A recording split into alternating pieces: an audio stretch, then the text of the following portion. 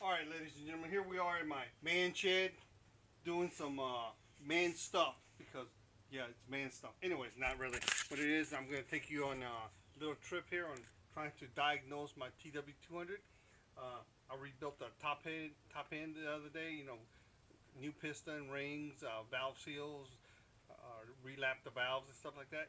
And anyways, it started running. I rode around the neighborhood for about a mile or so, and then right before I got back into the yard, it quit on me. It won't start. I did the quick checks. Quick checks. Remember, you got to do some quick checks. You got to make sure that you have ignition, you make sure you have fuel, and make sure you have air. Three things before you do anything else. Make sure you have air going in the carburetor, fuel going into the carburetor, and fire, spark plug.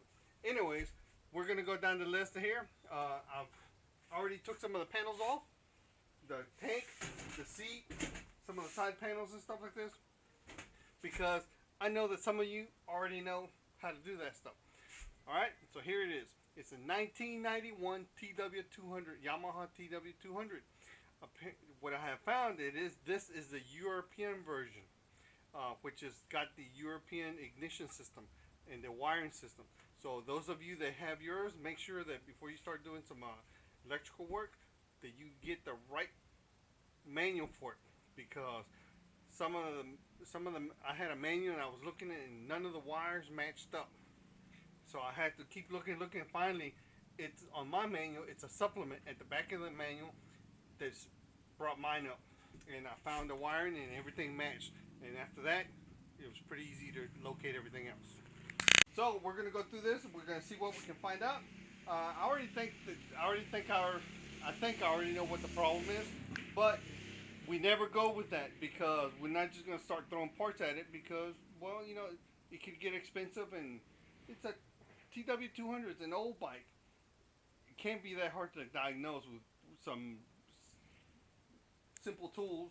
I mean, what do you need? A meter, a test light, 10mm wrench, a couple of other millimeter wrenches, and you pretty much have this thing in pieces.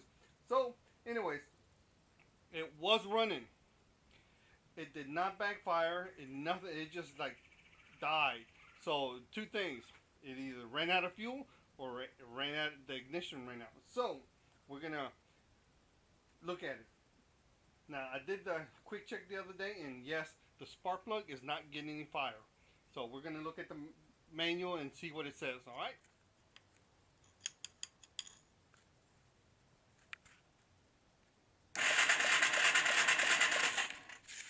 As you can see, we got no spark.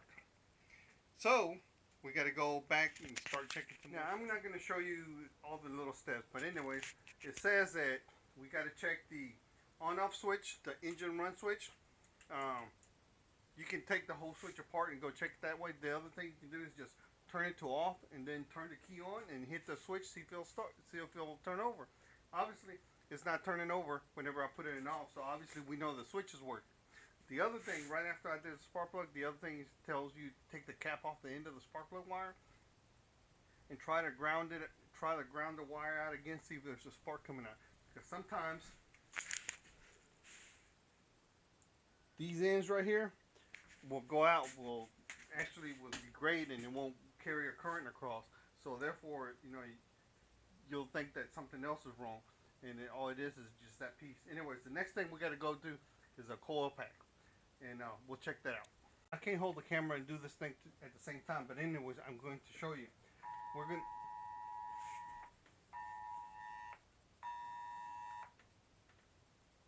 We are going to be checking the primary circuit and the secondary coil. I'm sorry, primary coil and secondary coil on the coil pack. Anytime you're going to be doing resistance checks on components, make sure that you isolate them from any other power source, because if stray power comes in there while you're trying to do this resistance check, guess what? You're gonna fry something. Could be your meter, could be your fingers, or it could be your component. None of those are good things to go out, alright? So therefore, isolate. So we're going to do the primary. Primary is the incoming power wire to ground. and make sure that we have resistance. And then we have to check the secondary, which is the power lead going to the spark plug, and ground. I believe it's ground. Yes, to ground, and we should get a certain resistance. Anyways, primary coil pack, which is this wire right here, to ground should be about 1.3 to 1.9 ohms at 20 degrees Celsius, which is about 68, 70 degrees. And then secondary is the end here to ground, and we should get anywhere from 5.3 to 8 ohms at the same thing. Alright, so here we go. Correction. The secondary coil is indeed thousands of ohms. Thousands of ohms. Make sure you put it in thousands. I was putting it in 200 ohms. Does not read anything. And I was trying to find out why that was it. And anyways, as you can see, look at my meter right here. At 20,000 ohms. It reads good. We're getting like 6.9 ohms, something like that. So we're in the clear. Anyways, the coil pack is good. So we're going to move on to the next thing. Anyways, here we are. We're going to move on to the next thing. The next thing we got to do is check the pulsar. Meaning that has a Hall effect kind of sensor stuff that as it turns, it doesn't interrupt the power going to the coil, which in turn makes a spark. So anyways, we got to check and make sure that pulsar is still working to send a pulse to the CDI right here, telling the CDI to on and off going to the coil. By the way, here, let me tell you something about this thing. This is an AC system. Apparently, what I have read is some of these were made with a DC system. So make sure you pay particular attention to that, because this thing has a stator generator that creates AC current coming out, goes into the CDI box, and goes into the voltage regulator, converting it to DC. Therefore, we can use it in the rest of the bike. It is a 12-volt system, but I believe the voltage regulator or the CDI, one of these two, drops its power to the CDI for, I think, 6 volts to power the ignition system, because I don't think the ignition system uses 12 volts. But anyways, either way, doesn't matter. Whatever it is an AC system. It produces alternating current. So whenever you're going to check the alternator, make sure you put your meter in AC. Whenever you're going to check output coming at anything out of the alternator, because it has the 3 coil for the alternator, and then it has a coil for the Hall effect sensor, and then it has another coil to provide power to the CDI. It is because this thing does not need a battery to run. Yeah, it's one of them old type systems. Does not need a battery to run. The alternator generator gives power to the CDI, powering the whole system. Anyways, here's the wires. We have, let me show you. Here is the wires for the Pulsar system right here. This is for the Pulsar, or the, the interrupter. Then we got power coming to the CDI right here. Brown and yellow is power to the secondary ignition system, meaning that to keep the system, to keep like lights and stuff to come on, that's what it powers up by this, the brown and yellow. Then we have the black white. That goes to your key on off. Whenever you turn the key off, this turns it off. Then we have the orange right here. Orange, if you notice here, it goes here and comes out at the coil pack. So obviously it's power supplied to the coil pack. Then of course ground. Ground is ground, earth. Then we have 2 more wires. Okay, this system has a blue-yellow and a solid blue. I'm not sure exactly which one is what, but one of them goes to the clutch switch, and the other one goes to the kickstand. So if the kickstand's not up, or the clutch is not depressed, the system will not go to, it won't let it crank. Alright, so that's what the wires are. But right now we're gonna go check these wires right here, which is the Pulsar. And what we're gonna do is check, make sure that the Pulsar has resistance down about, make sure that it's still good. Alright, so anyways, this is what we got. We checked the Pulsar, we checked the source coil, and we checked the the kickstand switch, the clutch switch, the on-off switch up here, and they're all good.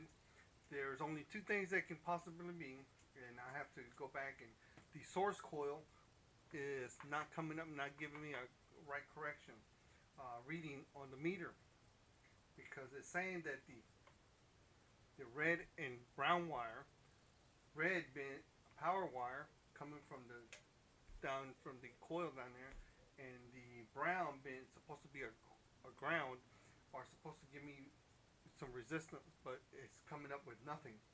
So, which means that CDI could be bad, or the coil could be bad. But the thing is if I look at the diagram of how the wire system goes, it's the yellow and brown wire go to one coil, the red goes to a ground. So I've already checked the brown and yellow together, and they're giving me power out with the meter. I also checked the red and the ground, and this is giving me power. So I don't think it's the source coil's got a problem. I think the CDI actually went out. But ordered a CDI coming in, hopefully here in about a week or so, and we'll go down there and put it in. Also, the other thing is these things, the original CDIs for these things are very, very expensive. We're talking close to $300. Yes, way up there. So anyways, I talked to my Chinese buddies on eBay, and they are sending me one for like 25 bucks. Yeah, I know. The wires are not the same, but we can wire it in there, and I'm gonna try not to butcher the wire harness for the bike, and cut in the back, further back, so I can use it. So I can, if I ever sell this thing and somebody wants to buy it, put an original CDI back in, they can just go ahead and plug it back in. But we're gonna try that, and here in a couple weeks, finish out the video. Good morning, ladies and gentlemen. Today we have a little project. This is, well, actually, you know what? This is more of an after the fact. I'm going to show you here, and hopefully we can go over this. And this is more of our lessons learned that I've learned along the way. Anyways, a couple of weeks, well, actually maybe a month ago, maybe 2 months. I can't remember. Anyways, we're gonna say a month ago. So I bought this. Yeah. What is that? That is a 1991 TW200 Yamaha. It has the big wheels. I believe this is in the same category as the BW200 from Honda, and I think Suzuki had one too. The Fat Cat, I believe is what it's called. Somebody, anyways, I can't remember exactly. But anyways, it's like 3 manufacturers made these types. Yamaha made one, Honda made one, and I think Suzuki made one. Anyways, this is the Yamaha. I bought this a couple weeks, about a month ago and stuff like that. And it was running, but it was running like crap. It needed a lot of work. And it was smoking like a banshee. Woo, man, it was smoking bad. Anyways, so I decided that I needed to take care of the oil leaks and stuff like that, and the oil burning and stuff like that. So I took it down, took the jug off, took the piston and stuff, changed that out, and then I put it back together, and it started running, and then it quit on me. Well, we're back again, and guess what? Our Chinese friends have come through for us. Now, on the last part, it's about a couple weeks ago, we left off where I had to order some new CDI. Anyways, I did not get an original type CDI because it was way too expensive. Way too expensive. So I got on YouTube, and there was this couple guys that have taken the GY6 or something like that. I believe that's what they're called, GY6 Chinese CDIs for the scooters and stuff like that, and they have rewired it to work on the TW. There was one particular guy that actually broke down the wires, and he wasn't very particular well versed on all the wires, but he had the most important ones done, and I took some of his advice. I can't remember the guy's name, otherwise I'd give him a shout out, but he's got a video in there on how to do them, and that's where I took the advice from, and it mostly worked for me. Most of them, he only had the two green wires. He couldn't figure out exactly how to work them, how to get in there. He got them to work on his, but he had to do trial and error. So, and he didn't mark the wires very well to tell you which one went where. But it didn't care. It was down to a 50-50 chance. If it didn't work one way, switch it over and do it the other way, and it would work. Anyways, I went that route. So I got a new Aftermarket Cdi. Now, I've also read on YouTube that several people have said that these do work. Unfortunately for these, the advancement curve on these is not as well for the TW as the original CDI advancement curve. So there, you're going to suffer some problems at top end. If you're one of those ones that likes to always go max out, this is not going to work out for you. However, I don't ever go fast. I'm too old, and every time you fall, it hurts, and it takes a while to get well after that. So yeah, I'm not going there. Trust me. So for me, at 50% power, it's probably going to be the fastest I will ever go in this thing, if I even go on it long enough. Anyways, this is where we're at in here in my man shed, going over this. I've already wired. I ended up by mistake fat fingered the keyboard, and I ended up ordering 2 of them. Yeah, and you know, my Chinese friends are more than happy for you to buy stuff from them. The more you buy, the more they'll sell you. Anyways, they sent me 2. I paid for 2. They sent me 2. I got one of them to work already. However, let me back up a little bit. While I was putting in that one CDI in there, I found out that I had another problem. I went back and checked my wiring again. Ended up finding the stator generator, the red and brown wire that I was so adamant about on the last one checking. Well, I ended up going back and finding out that the red wire was broken, and I couldn't get any more readings out of it, because after I wired the CDI in there, it still wouldn't do anything. I still got no power to the CDI. So I ended up opening up the case on the other side, pulling out the stator generator, and that's when I noticed that the red wire on one of the coils on the stator generator was broken. Sure enough, ordered a new one on eBay. It came in, and then when I went to check, because you know, you got to check before you put that stuff in and start working with it, and not checking it before you put it in, you're gonna just have all kinds of trouble if you don't check. So I checked the resistance, and it was bad. So I called the seller again. He sent me another one. I put it in, and it's working. Now, the only thing I have, it actually starts up. Listen to this.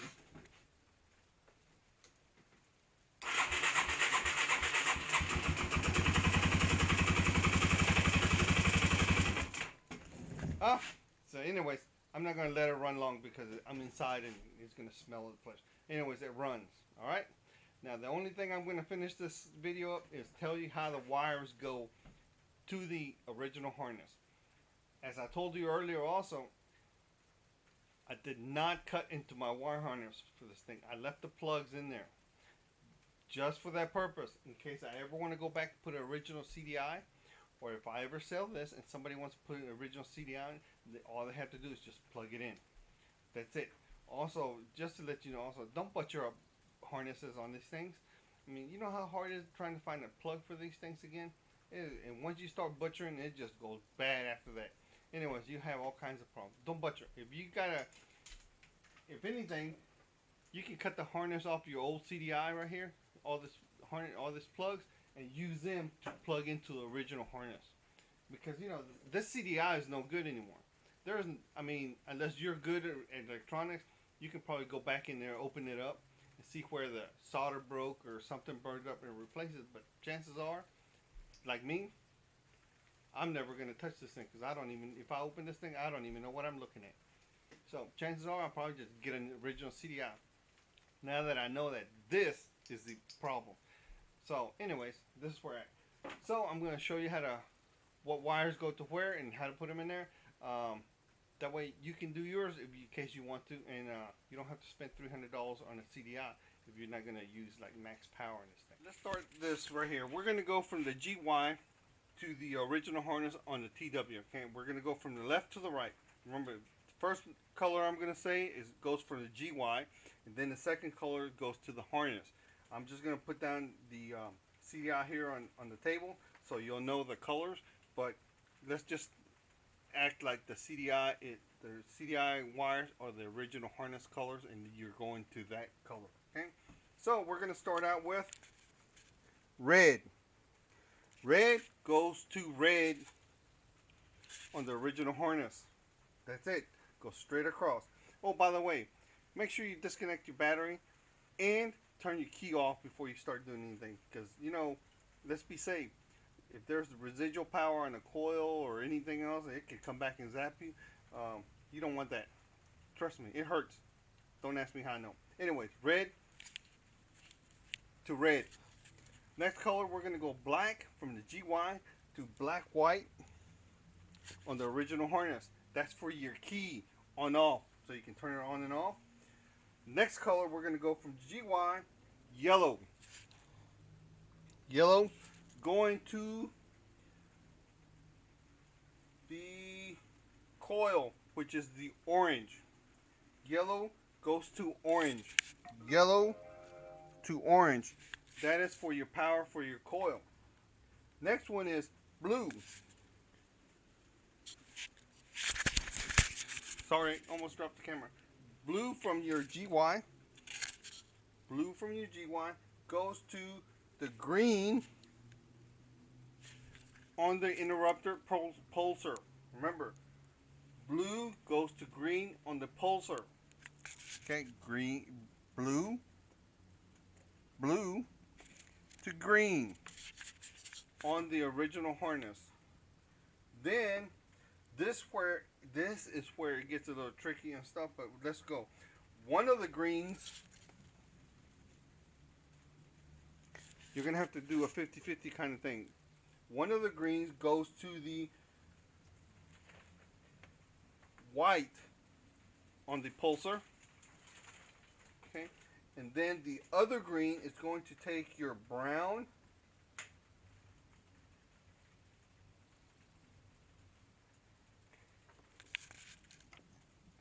and black are going to go together on your original harness. You're going to put the brown and black on the original harness together, and they are going to go to the other green on your GY.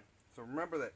One green on the GY goes to the white side of the pulsar.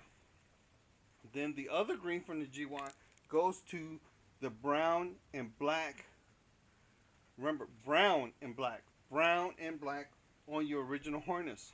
Those are going to be your earth or ground. And that should work for you. Now, if for some reason it doesn't, you still don't get spark to your coil, what you're going to do is switch the two greens on your GY, switch them around to the other side, to the brown, you know, the brown black. Switch that one green off and put it on the other side, and then switch the other one to the other side. And what it does is it just changes your grounds around, and it should work. And you should have what I have. Okay, this is very simple. Try not to butcher your wires. Try not to butcher your fingers while you're doing it. And hope you have fun, because I had fun trying to find mine. And now, eventually, down the road, some one time, I'm gonna get original CDI, put it back in, and get it to run. But one day, see you in the trails. My baby over here needs a lot of work. We're gonna fix it up, and we're gonna go have some fun on the trails. Need some paint job. And oh, by the way, if anybody's got the spare side panels and stuff, put it on the notice. Put it on the comments there. I'm looking for some side panels on the right side, and hopefully I can get this thing on the road here soon, man. I am dying to drive this thing. I have been wanting one of these for a long time. Anyways, good luck with your projects. As you can see, I have a bunch of projects on my table, and eventually one day I'll get to all of them. But for now, this was an important one. It's running, it's not leaking oil, and it is not burning oil. So, excellent. See you on the trails.